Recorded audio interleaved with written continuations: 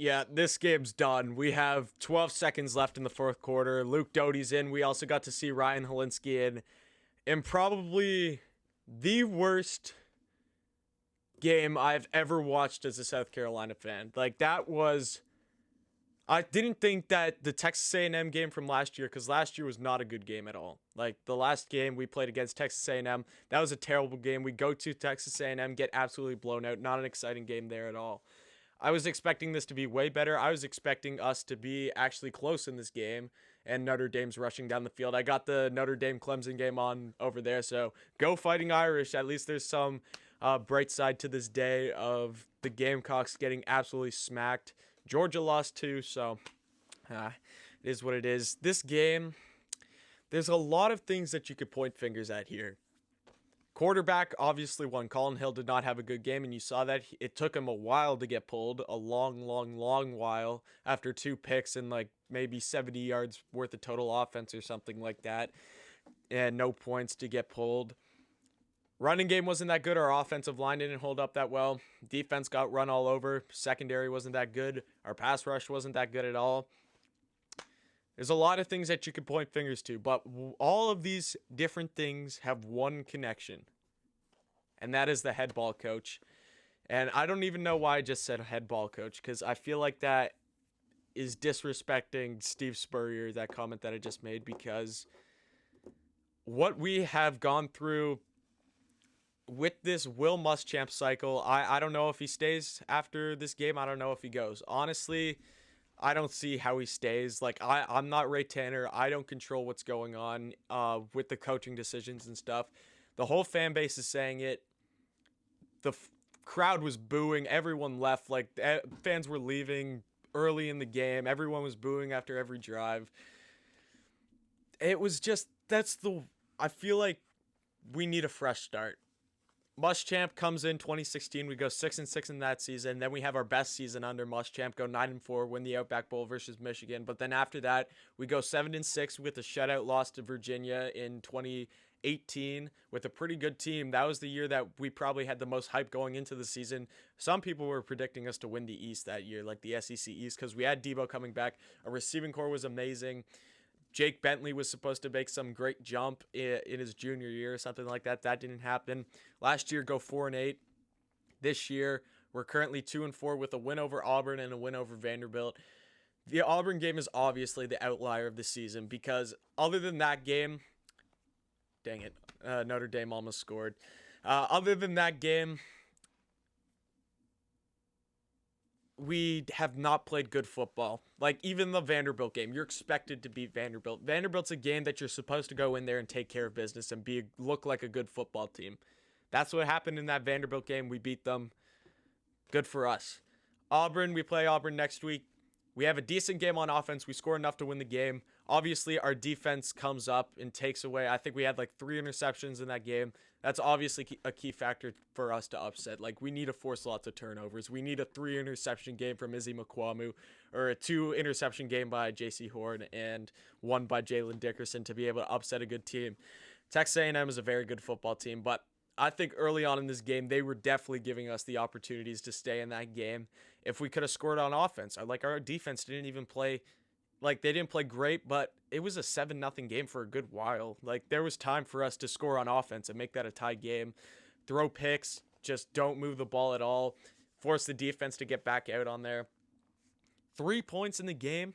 I don't know what's worse. I think that, especially in a day and age where college football is run by, when college football is run by the offenses right now, and how, like, the offenses run everything. You're expected to score a lot of points if you want to win a game. This isn't the age of college football where you could just go out there and score 17 points and expect your defense to hold the team to 10 points. That's not going to happen. You need to score a good amount of points in this day and age to win a college football game. We score 3 points. Our defense gives up 41. Now, we've seen lots of good teams give up 41 points and still win the game. For instance, Alabama gives up a ton of points to Ole Miss, but Alabama's offense is just so good that they win the game anyways, because they score like on every single drive. I don't even know if the Gamecocks have scored on back-to-back drives this season. Like, probably in the Vanderbilt game sometime, but other than that, we have no consistency. There's no identity on offense. The defense is just off and on. There needs to be a change. We needed to see a change in Gamecock football because we are all waiting for something. It's just been so hard. I want to say it's been a roller coaster of emotions because other than the Auburn win, that was the only high. I wasn't even really excited for this game this weekend just because after the LSU game and then the bye week, I was just so unexcited. I was just so unmotivated to go out and watch this game. Like, obviously, I watched it to the end. It was a good game and everything, but, like, what am I talking about? It's a good game. Sorry about that. It was a terrible game to watch. I'm losing my mind. I was losing my mind the whole game. Like, I was just like, why am I here sitting watching this? Why am I wasting my Saturday night watching this? Like, 41, it was not even 41-3, 48-3. I'm sorry, I got the score wrong. I forgot that Texas A&M scored a late touchdown. So they almost scored 50 points. The spread in this game was 9.5. We lost by 45. So if you picked Texas A&M to cover, you did a pretty good job there. Oh boy. Not a good game. I honestly don't know what to say to you guys anymore. Like, I'm in a state of shock. Not shocked that we lost, but just shocked at the overall performance of the game that I honestly don't know what to sit here and tell you guys. Like, we could go over the stats right now. Colin Hill, 8 for 21, 66 yards, 2 interceptions. Ryan Helinski, 4 for 6, 34 yards. It was good to see him to play. He was hitting most of his throws. He had one drop by Dak Joyner, threw it right to him, and Dak just dropped it. Luke Doty, it's good to see him in. He had a wide open touchdown. Like, if he was able to connect on that pass, I think it was in the first half, sometime in the first half. I forget who he was throwing to, but he was wide open. He was going. I liked how he led him, though. I'd much prefer him overthrow it. Well, I don't know about that statement, because if you underthrow it, you have a chance for him to come back and get the pass interference. Like, that's something that frustrated me about Colin Hill, is he never led the receivers towards the ball. The receivers constantly had to come back for the ball when he's throwing deep, and that's why sometimes we get out of it with the pass interference, but other times it's like a wide open touchdown if you lead him out with that throw. Like, I remember one to Jalen Brooks. He maybe should have caught that ball, but if you lead him out, he had separation and everything. He was gone. Touchdown, 7 points. We score our only touchdown of the game, but we weren't able to do that. He underthrows it, and then Brooks has to come back in towards the defender to try to make that catch, and obviously he makes a nice play. Like, it's just an easy toss-up ball. We go to Oxford next week. I don't know how we're going to win this game if we keep playing like this. We don't have a chance to win this game if we keep playing like this. We don't have a chance to beat Vanderbilt if we keep playing like this. Like, honestly, what's going on in the Clemson game?